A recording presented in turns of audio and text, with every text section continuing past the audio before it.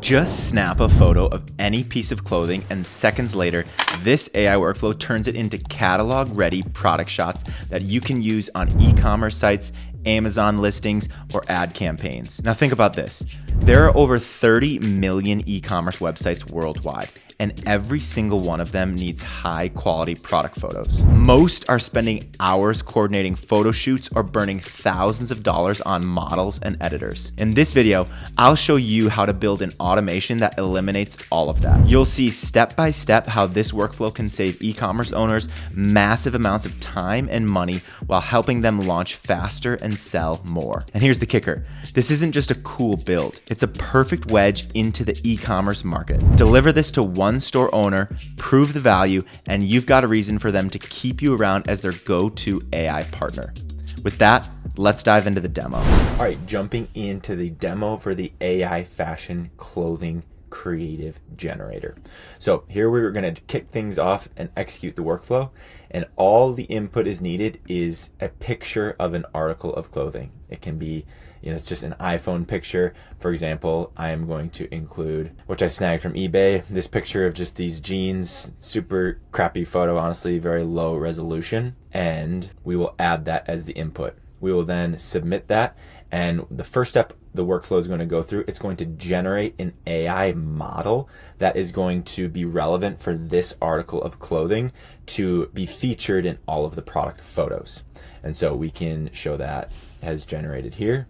So I've already ran this, but here's the model that it generated, and we can see he's already wearing the clothing. So this is the model that is going to be used for the 8 to 10 images that the rest of the workflow builds. Next, we go into this meta prompting section, where this node is responsible for generating 8 to 10 different prompts, creating scenes for the model to be featured in wearing this article of clothing that we uploaded. So we can see here. So here's the prompt role. You are a world-class e-commerce creative director and an expert prompt engineer. You specialize in creating prompts for AI image generators that leverage direct image-to-image referencing for character and object consistency. Task, your goal is to generate 10 distinct, detailed, and high-quality image prompts. And then here we can see the 10 prompts that it generates for our model. Then it's going to loop through and generate each of those images that the meta prompting came up with. And those will output here in Google Drive. We can see them here. So here is the model in the jeans. Here he is again, the back side. And then it's also going to generate a number of images of natural settings wearing the product. So we can see here, we can see here.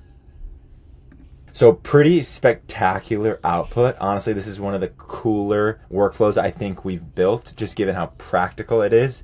Again, just iPhone photo upload, and then it's going to generate e-commerce ready photos. And so that's the demo of how this workflow works.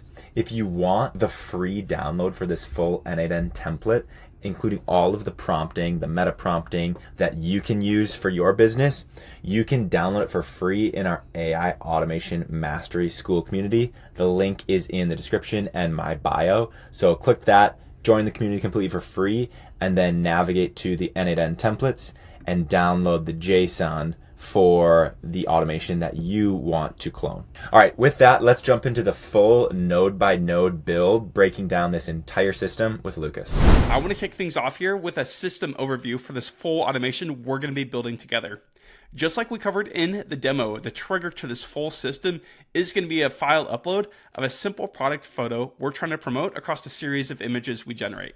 So that uploaded file is going to be what kicks the whole system off. We're then going to use that uploaded photo, pass that off to the Nano Banana API to go ahead and analyze that photo, and in that same API call, go ahead and generate the ideal model who is best suited to promote whatever product we uploaded. We're going to set this up to be super generic, so we can upload any type of product here or article of clothing, and we're going to be able to get back the perfect model to go ahead and promote whatever we're trying to advertise. After that's done with our product photo in hand and now our photorealistic model who's just been generated, we're going to pass those off to the Gemini 2.5 Pro API to go ahead and analyze both of those images once again and come back to us with 8 to 10 prompts that are going to further generate more images that are going to promote our product. Basically, we're going to be making use of this technique called meta prompting, where we're asking AI, in this case, Gemini 2.5 Pro, to go ahead and write a prompt for us that's going to be later passed into an image generator so we can get these 8 to 10 images back, best suited to promote our product that was uploaded along with the model we just generated. Once we get those prompts back, we're going to loop over those, and then we're going to call into the Nano Banana API once again to generate those images before we finally save them into a Google Drive folder we have set up here. All right, I'm back here inside of n8n, and let's go through this full automation node by node so you guys can gain a really strong understanding how this whole system is working and what you can tweak here to customize it for your own business or for a client that you're working with. Starting off with our form trigger, this is going to be the entry point into the whole system. So we have the form trigger node dragged into the front here, and we have a single form element configured that is going to be a file upload type. We're going to mark this as required and just set the name here to image, meaning we're going to accept a single image as input to kick this whole thing off. So if I go ahead and run this right now, we can go ahead and upload our Gymshark shorts we have right here, submit it, and that's going to get started. As soon as we receive that image, there is one kind of data transformation we have to do here where we convert this image to a base 64 string. This is going to be important for us to work with the Nano Banana API because we can't just send a file over the API. They want us to transform that file into a base 64 string.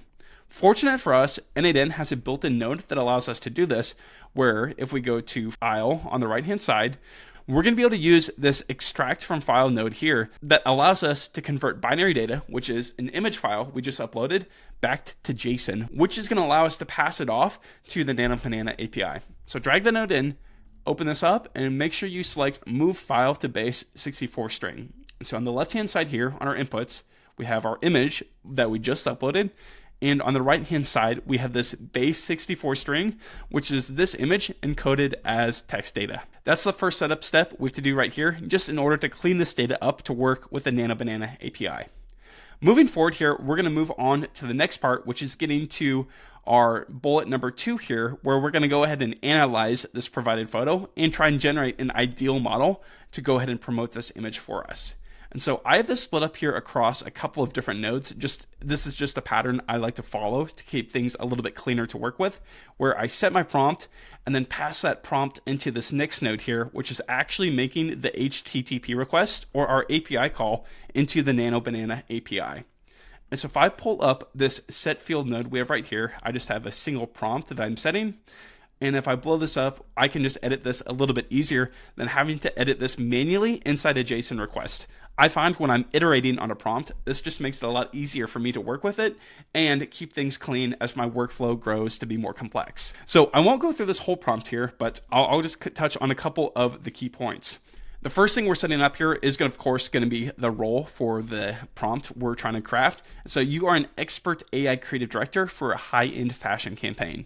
This prompt is pretty tuned for articles of clothing, but if you're working with another physical e-commerce product, maybe it's supplements or a mattress or some other D2C brand, this is going to be where you're going to be able to change this and customize it for your business or your client's business. This is configured for fashion, and that's what we're kind of assuming here throughout the rest of this workflow. Your task is to analyze the provided image of a clothing item and then generate a single photorealistic campaign photograph featuring the perfect model who embodies the essence of the garment. Going forward here, I won't get into every step, but we have it split up into a couple of different specific action items where we want the AI model to specifically analyze the garment that has been provided, think through the ideal model persona who's going to be the perfect model to promote this clothing, and then go ahead and generate an image for us that is going to be of our model. On the photograph itself, this is where we break down some even more specifics on, what pose we want the model to be at, how do we set up the studio lighting, and so whatever models we generate, the pose and the lighting setup is going to be consistent regardless of what type of article of clothing we're uploading into our automation to trigger everything. So that's the prompt we're going to use.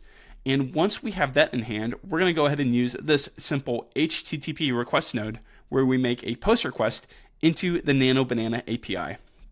If you haven't used this before, Nano Banana is hosted on Google, and so we're able to use this generativelanguage.googleapis.com, pass in all of the path that we see here, and then at the very end, we're going to use Gemini 2.5 Flash Image Preview : generate content. This is going to be the part of the API request we're making that tells Google we want to use the Nano Banana image generator to go ahead and fulfill this request. Going forward, I then have a generic credential type set up with header auth, and then I'm using this header auth token that I've already set up before to go ahead and create my Google API key. If you've not done this before, I'm not going to show all the steps, but you can go to this website, aistudio.google.com, click on Get API Key, create API Key, and then after you get that, you can go to API Quick Start, and this is going to give you a walkthrough on how you can set up and use the authentication here for Google's Nano Banana and the other AI models hosted on Google, like Gemini 2.5 Pro, for any future requests. So once you set that up, make sure you save that as your generic credential, and then you're going to be able to continue forward here. The next part to touch on here is going to be the body of the request we're sending in. This is where the main processing is really happening. So we're going to turn on send body. We're going to use JSON as our body content type, and we're going to select this using JSON as the specify body option here. I have this set to expression because we want to dynamically pass in the prompt we had from before and the base 64 string we created of our image from before in order to work with the Nano Banana API. So I'm going to go ahead and use json.stringify and take in the prompt we wrote from the node before, which is that prompt we just covered.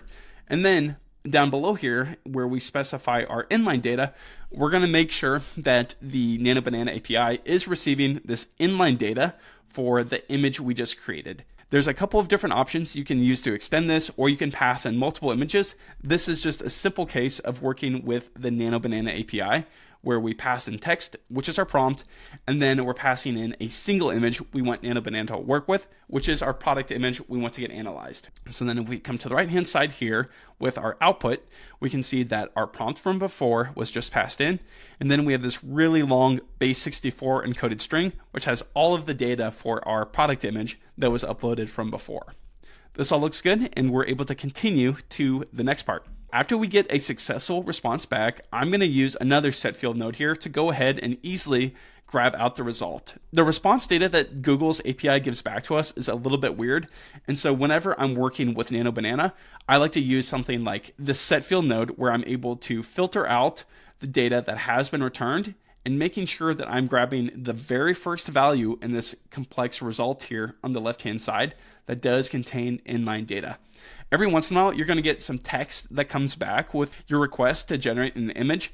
And so you can't be 100% certain that you're only going to ever get this inline data back. So that's my reasoning here for using this filter, just to make this automation a little bit more reliable as I use it over and over again. After we are able to pull out our image result, we can see then on the right-hand side here on this output, we have our image result set to another long base 64 encoded string that is going to be our generated image. If we want to then take that base 64 encoded string and convert it into a real file we can look at and then do later processing on, we're going to use another file node here built into n8n to go ahead and convert that base 64 string back to a binary image. I searched file here on the right hand side here, and we're going to be using the convert to file node that lets us convert JSON data into binary data. So I'll open this up. We can see we have this operation move base 64 string to file, which is going to do exactly what it says. And then we're going to pass in our inputs and the outputs we want for this operation. So our input here is going to be the image result we set in the node before, and we want to put this output data just into a file called data. So if I click on this and hit view, we're going to be able to see we have now an ideal model generated wearing our product here that is going to get promoted in later calls into Nano Banana. Next up, we have a simple node here using the built-in Google Drive node in n8n that is going to go ahead and receive the file we just generated and upload that into a specific Google Drive folder. And so if I come here to output images, we're going to see that we have our AI model uploaded right here, just to make it easier for us to have a reference in case we want to generate more images of this model in the future. I think it's always good to keep track of and save anything you're generating so you don't lose that as time goes on. So like I mentioned, this is an easy credential to set up. If you haven't done this before, just follow the built-in n8n help guide around this. Set your credential, and then going forward, we're going to use the file resource. We're going to use the upload operation. we're going to specify the data file from the node before is going to be the input into this node. And then we're going to give some metadata like the file name, where we want it to get saved, and then finally, what's the folder we want to save this in. So all I did was use the by URL option here, and then pasted in the direct URL to a folder I wanted this resulting image to get saved into. And then after that runs, we get all of our output and metadata here that we can do what we like later. Maybe you want to send this off to a notification or share with some other team members. Use some extra metadata you can work with here in order to accomplish that. Let's move on to this third bullet here, which is going to be using Gemini 2.5 Pro to go ahead and analyze our uploaded product photo and also analyze our generated AI model and go forward with generating 8 to 10 prompts that are later going to be used to generate all of the promotional materials, photoshoot images, and any other creative we want to create here that's promoting our product. I know that was a wordful, but let me break this down a little bit further to give you guys a better understanding. At a high level, what we're doing here by using Gemini 2.5 to actually generate prompts for us is a type of prompting practice called meta prompting. It's really good for kind of generic and general use cases like this, where the input to our system may be many different types of articles of clothing.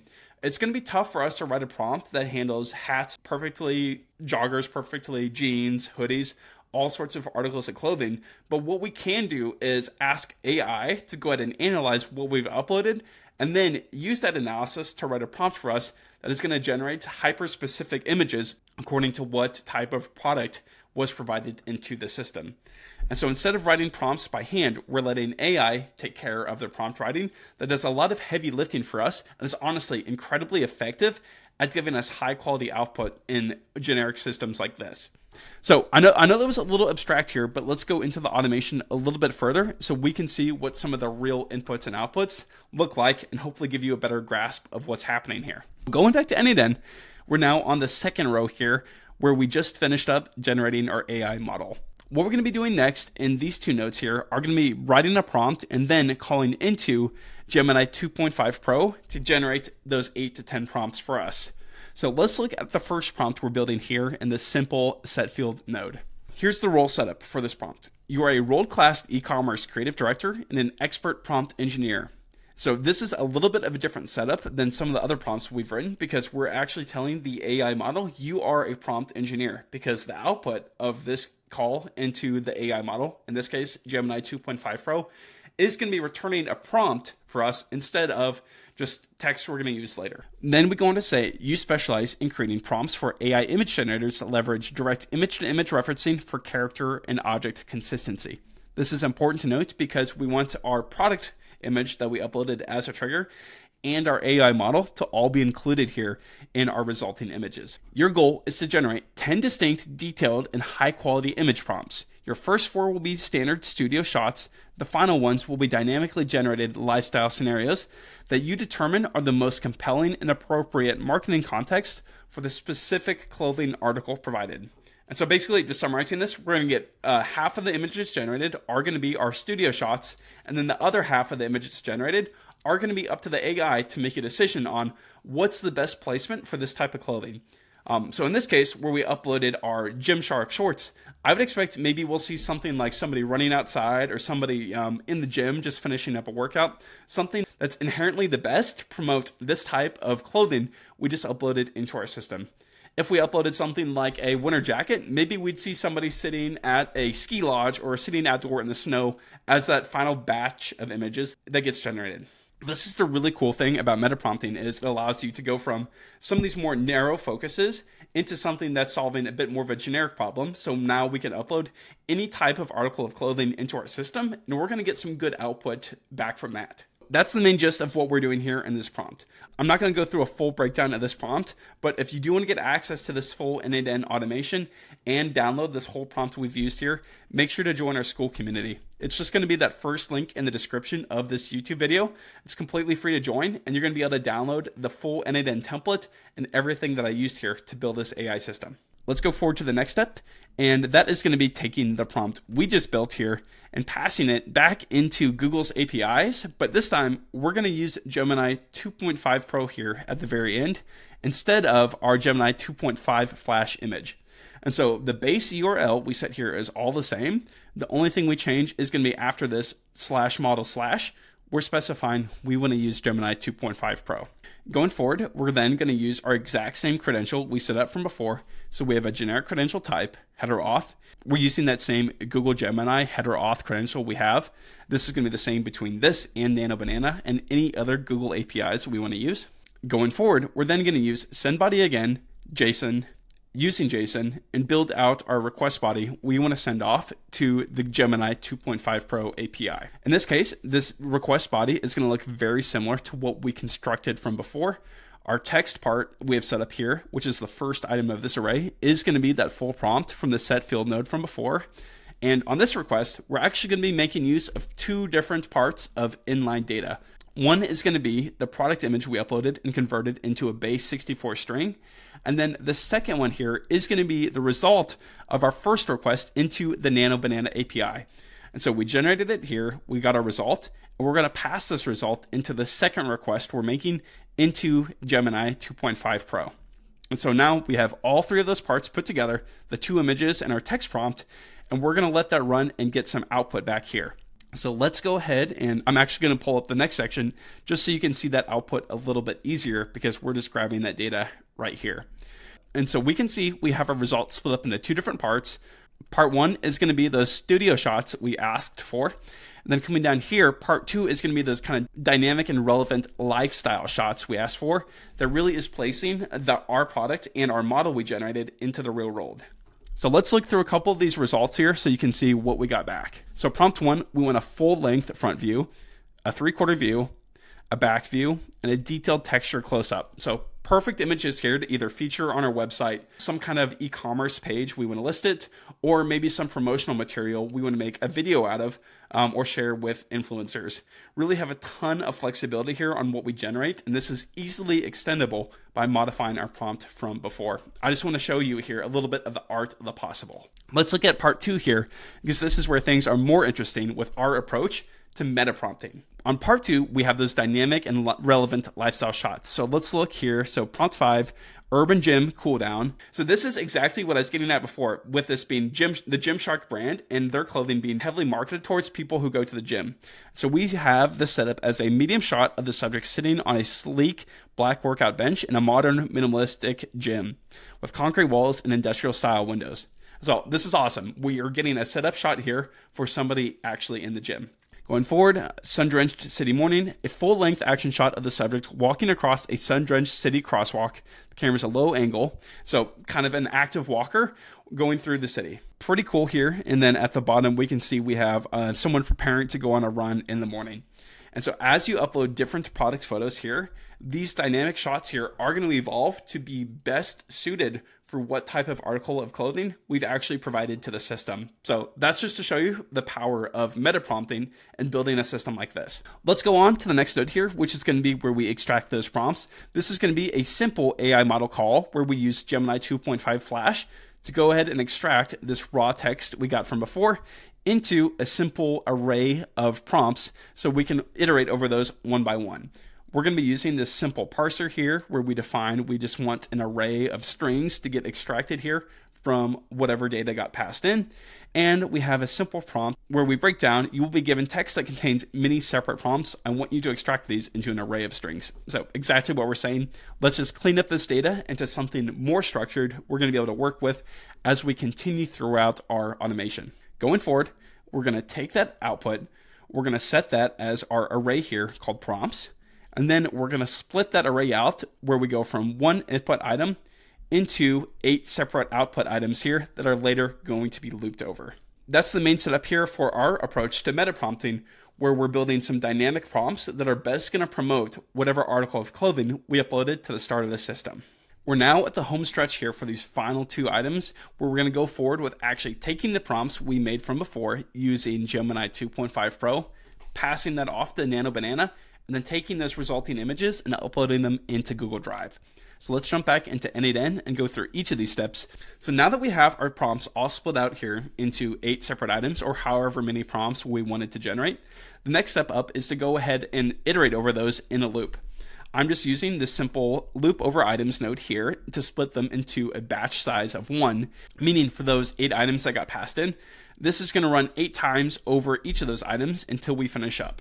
So as our loop begins to run, the first thing we're going to do for each item is go ahead and call into Nano Banana once again. We're going to make a request to go ahead and generate the full image and accept the prompt we've passed in from before. And so all of the setup here is exactly the same as we did for our first request into Nano Banana, where we generated our model. But the only thing that's going to change here is going to be in our body. So the text part we set up here, which is our prompt getting passed into Nano Banana, is going to be a little bit of helper text we've set up here. And then we're going to pass in this JSON.prompts, which is going to be the individual prompt we're looking at. And so we have the 8 prompts generated from before, and we're looping over these one by one and setting that prompt right here. After this all finishes, we're going to go over to the next one, and then this is going to get replaced with the second prompt we generated for this type of clothing. Going forward, the other thing that changed here is going to be with the inline data we passed in. Just to make it a little bit easier for Nano Banana to generate this for us, we're also going to go ahead and provide an inline data of our product image that was originally uploaded, so our Gymshark shorts in this case. And then we're also going to pass in a reference image of the model we want to promote this. Because Nano Banana allows us to pass in multiple images together, I found this to be the best way to get accurate results and maintain consistency across all of the output we generate for the models we've made. Highly recommend you do the same when building out your Nano Banana API calls, and it's super easy to do using inline data and converting your images to base 64 strings. If you have multiple products that need to get featured, you can continue adding more and more inline data here, and Nano Banana is going to be able to work really well by stitching that all together. That's the main thing we have to do. I have a simple wait request set up here where I just wait 5 seconds after that API call is made, just to avoid hitting rate limits or unexpected errors with the Nano Banana API. And then I'm going to go ahead and set that image result once again. What I'm going to do here is exactly the same thing we did from before, where we looked at our set model result, where we're going to go ahead and filter out the parts of the response that were returned to us back from the Google API. And we're going to go ahead and make sure that we grab the items where we have inline data actually included in the response. Once again, sometimes Nano Banana can give us back an error message, or there can be some text included as part of the response. And we want to make sure we're always grabbing this inline data here, because this is going to be what represents the base 64 string encoded image that Nano Banana generated. So highly recommend you do this as well as you work with the Nano Banana API. I then have a simple check set up here just to make sure that the result that was generated is successful, meaning we were able to successfully extract a base 64 string from the result of our Nano Banana API call. If it is successful, we go forward. If it's not, we're going to go ahead and skip over these final steps and just go on to the next version. As of right now, Nano Banana's API can be a bit finicky on what is considered prohibited or is allowed. And so sometimes, depending on the prompt that gets made, you may hit an error where it's going to refuse to generate an image for you, even if it does seem like it's something that should be perfectly valid. And so I added in this if check here, just to make this a little bit more resilient and avoid errors while working on a large number of images.